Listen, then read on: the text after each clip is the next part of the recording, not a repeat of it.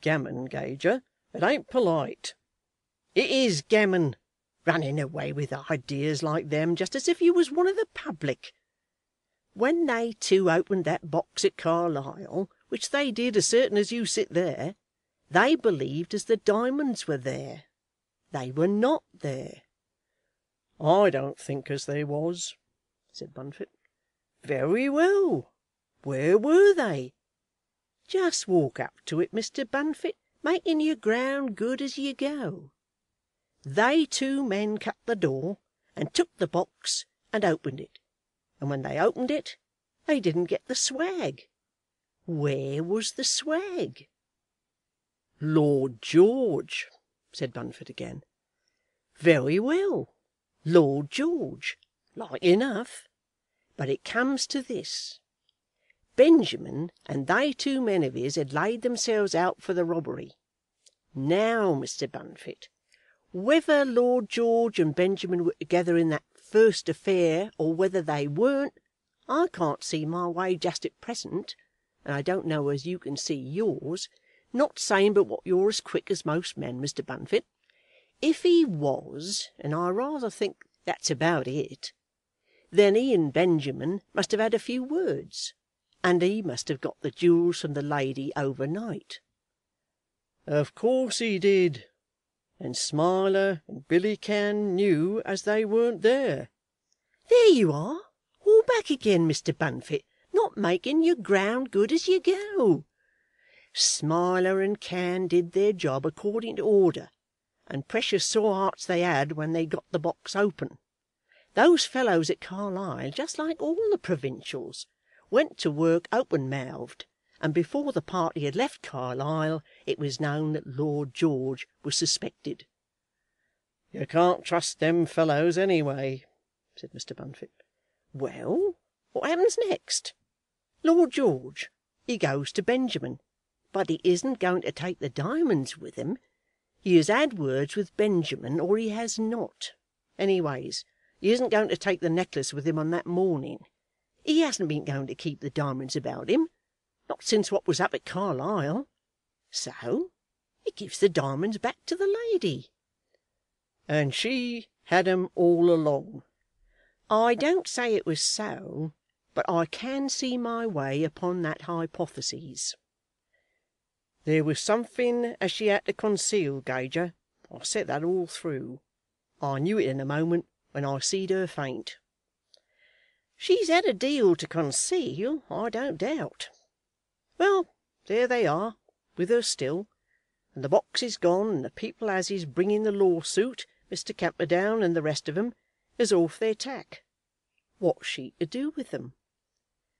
"Take 'em to Benjamin," said Bunfit, with confidence. "That's all very well, Mr. Bunfit, but there's a quarrel up already with Benjamin. Benjamin was to have had him before. Benjamin has spent a goodish bit of money, and has been thrown over rather. I dare say Benjamin was as bad as Smiler, or worse. No doubt Benjamin let on to Smiler, and thought a Smiler was too many for him. I dare say there was a few words between him and Smiler. I wouldn't wonder if Smiler didn't threaten to punch Benjamin's head, which well he could do it, and if there wasn't a few playful remarks between 'em about penal servitude for life. You see, Mr. Bunfit, it couldn't have been pleasant for any of 'em." "They'd have split," said Bunfit. "But they didn't, not downright. Well, there we are. The diamonds is with the lady. Lord George has done it all. Lord George and Lady Eustace. They're keeping company, no doubt, after their own fashion. He's a robbing of her, and she has to do pretty much as she's bid. The diamonds is with the lady, and Lord George is pretty well afraid to look at him. After all that's being done, there isn't much to wonder at in that. Then comes the second robbery." "And Lord George planned that too?" asked Bunfit. "I don't pretend to say I know, but just put it this way, Mr. Bunfit. Of course the thieves were let in by the woman Crabstick." "Not a doubt." "Of course they was Smiler and Billy Cann." "I suppose they was."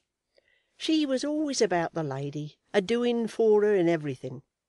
Say she goes to Benjamin and tells him as how her lady still has the necklace, and then he puts up the second robbery. Then you'd have it all round. And Lord George would have lost 'em. Can't be. Lord George and he are thick as thieves up to this day. Very well, I don't say anything against that. Lord George knows as she has 'em. Indeed, he'd given 'em back to her to keep. We've got as far as that, Mr. Bunfit." "I think she did have 'em." "Very well. What does Lord George do then? He can't make money of 'em. They're too hot for his fingers, and so he finds when he thinks of taking 'em into the market. So he puts Benjamin up to the second robbery." "Who's drawing it fine now, Gager, eh?" "Mr. Bunfit, I'm not saying as I've got the truth beyond this. That Benjamin and his two men were clean done at Carlisle, that Lord George and his lady brought the jewels up to town between 'em, and that the party who didn't get 'em at Carlisle tried their hand again and did get 'em in Hertford Street." In all of which the ingenious Gager would have been right, if he could have kept his mind clear from the alluring conviction that a lord had been the chief of the thieves. "We shall never make a case of it now," said Bunfit despondently. "I mean to try it on all the same.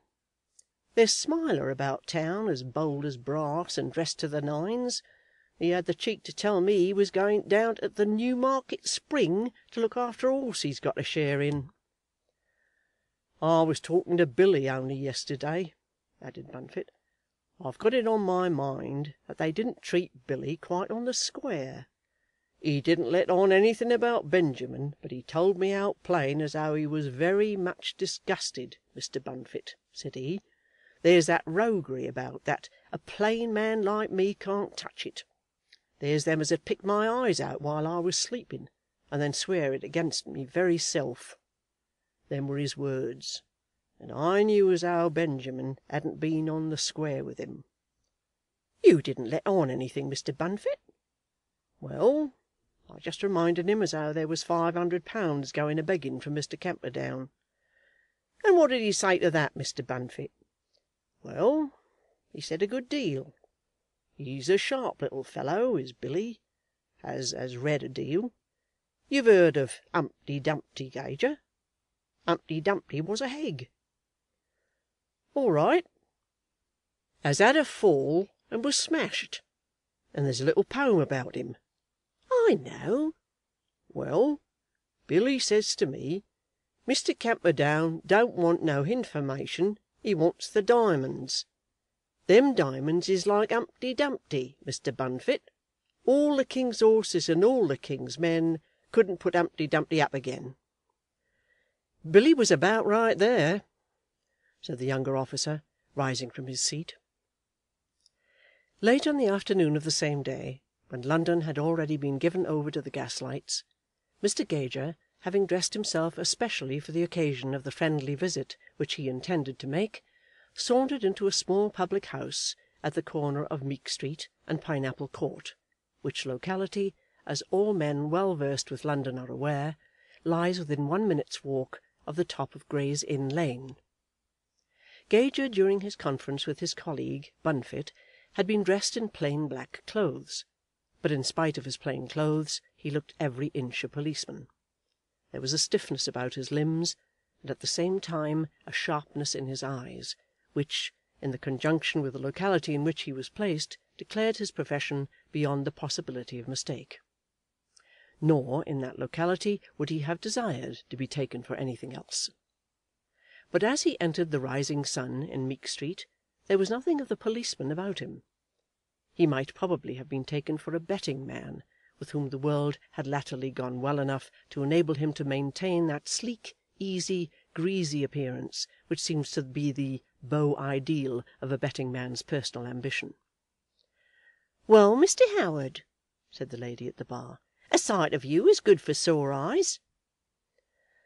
"Sixpenn'orth of brandy, warm, if you please, my dear," said the pseudo Howard, as he strolled easily into an inner room with which he seemed to be quite familiar. He seated himself in an old-fashioned wooden arm-chair,